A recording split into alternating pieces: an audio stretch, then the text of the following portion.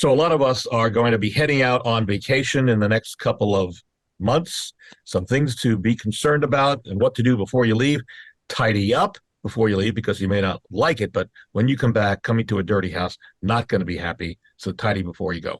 Pay before you go. Also, pay your bills, prepay, schedule payments, because that way you're not going to be late. You don't have to worry about it while you're on vacation. Give your bank notice that you're going to be somewhere in the other part of the country or the world, because that way they know not to stop your credit card if you're charging something on it. And then, of course, if you lose it, you want to make a copy of your credit cards, keep it somewhere maybe online that you could access. So if you do lose a credit card, you have the contact information and the credit card number to keep with you or online so you can get to it and report the card stolen. Also, you want to bring in some food, non-perishable food for homecoming. So when you come home, you can fill your belly because you're probably going to be hungry.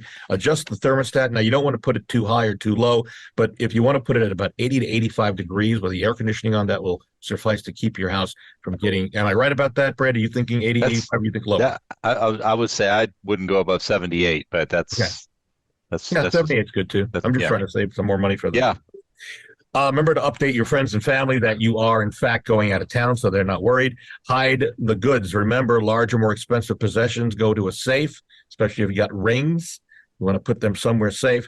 Collect spare keys. You don't want those keys running out there, especially if you got neighbors. You might want to ask them to take them or give them back to you. Or if you've got keys under flower pots, get rid of those. Put those inside the house. You want to keep up with appearances. Of course, that means keep your lawn mowed, have somebody do that for you. And then your open blinds could be an invitation to burglars to peek in your window. So keep the blinds closed, just cracked a little bit so that there's light coming in, and any light that you might have on. We've talked about this. A television leave on, even though it's going to cost you some pennies, but the blinking lights from inside will indicate to a burglar that somebody's home. And then remember to get a spotlight for intruders. So if somebody comes along, the light comes on, it scares them off, which also reminds me in that last question, in the last part of the first part of our show, we talked about some guy stealing water from the house. That is a perfect reason, folks, to get outside video cameras like Nest or Ring to keep an eye on the outside of your house, and you can track it, and then you can see if someone's doing something nefarious when you're not home. All right, so Hey, Brad, you with home. Yeah, go ahead. I'm going to add two additional things to that. Good.